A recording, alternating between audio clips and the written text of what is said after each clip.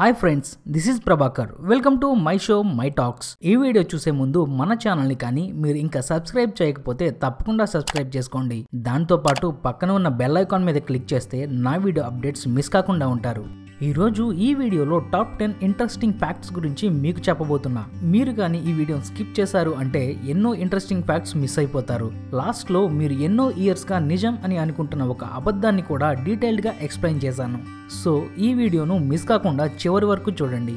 ఇంకా లేట్ చేయకుండా ఆ 10 ఫ్యాక్ట్స్ ఏంటో చూసేద్దాం. కలలు రాని మనిషి అంటూ ఎవరూ ఉండరు కదా, కానీ ఎప్పుడైనా అనిపించిందా మీకు వచ్చే డ్రీమ్స్లో మీరు చదవగలరా అని? ఎస్, మనకు వచ్చే డ్రీమ్స్లో మనం ఏమీ చదవలేము. బుక్స్, పేపర్స్ ఇలా ఏదైనా సరే, ఏ భాష అయినా సరే డ్రీమ్స్లో చదవడం అనేది అసాధ్యం అని సైంటిస్టులు అంటున్నారు. రీడింగ్ మరియు డ్రీమింగ్ ఇవి రెండూ కూడా మానవ మెదడుకు చెరగు వైపు పనిచేస్తాయి. చదవడం అనేది మెదడు యొక్క కుడివైపున పనిచేస్తే కలలు మాత్రం మెదడు యొక్క ఎడమ వైపు నుండి వస్తాయి. అందుకనే కలలు కంటున్నప్పుడు చదవడం అసాధ్యం. ప్రపంచంలో ప్రతి వ్యక్తికి పుట్టినప్పటి నుంచి ఏదో ఒక సమయంలో వాళ్ళ శరీరంలో ఏదో ఒక చిన్న problem, fever, cold, cough, headache ఇలా ఏదో ఒకటి ఖచ్చితంగా వచ్చే ఉంటాయి. కానీ ప్రపంచంలో ఎలాంటి అనారోగ్యానికి గురి కాకుండా ఉండే ఒకే ఒక జంతువు షార్క్. షార్క్ మాత్రమే ఈ ప్రపంచంలో ఉన్న ఎలాంటి వ్యాధి నుంచి అయినా తప్పించుకోగలిగే గొప్ప ఇమ్యూన్ సిస్టమ్ ఉన్న జంతువు. వాటి ఇమ్యూన్ సిస్టమ్ ఎంత గొప్పది అంటే ప్రపంచవ్యాప్తంగా మరణానికి క్యాన్సర్ 2వ ప్రధాన కారణం. కానీ అలాంటి క్యాన్సర్ కూడా ఈ షార్క్స్ను ఏమీ చేయలేవు. మనందరికీ తెలిసి వరల్డ్స్ రిచెస్ట్ మ్యాన్స్ అంటే Amazon CEO Jeff Bezos, bill gates లేదా వారన్ బఫెట్ ఇలా ఎవరెవరో పేర్లు విన్నాం. కానీ 2013లో పేపాల్ వెబ్సైట్లో వచ్చిన ఒక చిన్న ఎర్రర్ వల్ల అమెరికాలో డెలివర్ అనే స్టేట్లో క్రిస్ రెనాల్డ్స్ అనే వ్యక్తి దాదాపు 2 నిమిషాలు వరల్డ్స్ రిచెస్ట్ మ్యాన్ అయిపోయాడు. ఆ అమౌంట్ ఎంత అని ఆలోచిస్తున్నారా? ఇప్పుడు ఉన్న వరల్డ్స్ రిచెస్ట్ మ్యాన్ కంటే కొన్ని వేల రెట్లు ఎక్కువ. అక్షరాల $92 క్వాడ్రిలియన్. అదే ఇప్పటి మన ఇండియన్ రూపీస్లోకి కన్వర్ట్ చేస్తే దీనిని కౌంట్ చేసి చెప్పడం కొంచెం కష్టమే, కానీ మీరు ట్రై చేయండి. వరల్డ్ మొత్తంలో లార్జెస్ట్ రైల్వే నెట్వర్క్లో 70,000 కిలోమీటర్ల రూట్ లెంత్తో 122,000 కిలోమీటర్ల మొత్తం ట్రాక్ పొడవుతో ఇండియా 4th ప్లేస్లో ఉంది. టాప్ 3లో number 1 USA, number 2 China, number 3లో రష్యా. కానీ అలాంటి ఇండియా కూడా ఒక రోజుకు దాదాపు 2.5 కోట్ల మందిని వాళ్ళ గమ్యస్థానాలకు సేఫ్గా చేరుస్తుంది. ఈ 2.5 కోట్ల నెంబర్ ఆస్ట్రేలియా మొత్తం జనాభాతో సమానం. అది మాత్రమే కాదు, వరల్డ్ మొత్తంలో ఇండియన్ రైల్వేస్ 15 లక్షల పైన ఉద్యోగులతో మొదటి ప్లేస్లో ఉంది. మనమందరం ఆధార్ కార్డ్స్ కోసమో లేదా మన స్మార్ట్ ఫోన్స్ను అన్లాక్ చేయడానికో లేదంటే మీరు వర్క్ చేసే ఆఫీస్లో లాగిన్ చేయడానికో ఇలా ఏదో ఒక టైంలో మన ఫింగర్ ప్రింట్స్ను యూజ్ చేస్తూ ఉంటాం. కానీ ఏ రోజైనా మీకు అనిపించిందా మన బాడీలో ఫింగర్ ప్రింట్స్ ఒక్కటేనా యూనిక్గా ఉండేవి అని? ఒకవేళ మీకు ఆ ఆలోచన వచ్చింది అంటే మీరు అనుకున్నది కరెక్ట్. హ్యూమన్ బాడీలో మన చేతి వేలిముద్రలతో పాటు మరొక యూనిక్ పార్ట్ కూడా ఉంది. అవే మన చెవులు. అవును, మీరు విన్నది కరెక్ట్. ప్రతి మనిషి యొక్క చెవులు కూడా ప్రత్యేకమైన ఆకారంతో మన ఫింగర్ ప్రింట్స్ లానే యూనిక్గా ఉంటాయి. ఏ ఇద్దరు వ్యక్తుల వేలిముద్రలు కూడా ఎలా అయితే ఒకలా ఉండవో అలాగే ఈ చెవులు కూడా ఒకరి చెవిని పోలిన మరొక చెవి ఉండదు అని రీసెంట్ రీసెర్చ్లు చెబుతున్నాయి. కానీ దీనిని అంగీకరించని క్రిటిక్స్ కూడా ఉన్నారు. మనలో చాలా మందికి M1 లేదా మ్యాథ్స్ ఫార్ములాస్ చదవాలన్నా చెయ్యాలన్నా చాలా కష్టంగా అనిపించిన రోజులు ఉండే ఉంటాయి. వేరే వేరే సబ్జెక్ట్స్ ఏవైనా కూడా గట్టిగా చదివి బట్టి పట్టేస్తే ఏదో ఒకలా ఎగ్జామ్స్లో పాస్ అయిపోతారు. కానీ వీటన్నింటికంటే కొన్ని వందల రెట్లు మోస్ట్ టఫెస్ట్ ఎగ్జామ్స్ ఉన్నాయి అని మీకు తెలుసా?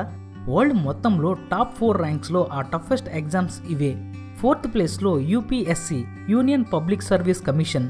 ఇండియాలో జరిగే సివిల్ సర్వీసెస్ ఎగ్జామినేషన్ అనేది మన దేశంలో సివిల్ సర్వీసెస్ రిక్రూట్మెంట్ కోసం యూనియన్ పబ్లిక్ సర్వీస్ కమిషన్ చే నిర్వహించబడి దేశవ్యాప్తంగా జరిగే పోటీ పరీక్ష.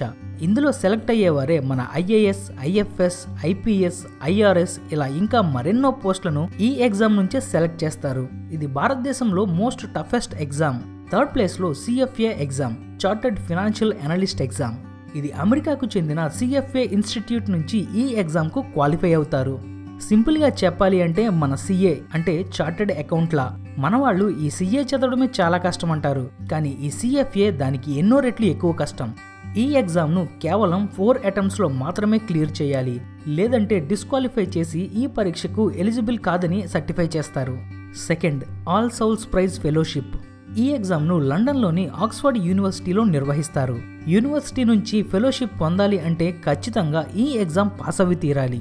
ఒక సంవత్సరానికి కేవలం ఒకరు లేదా ఇద్దరు మాత్రమే ఈ ఎగ్జామ్ పాస్ అవుతారు అంటే అది ఎంత కష్టమో ఆలోచించండి.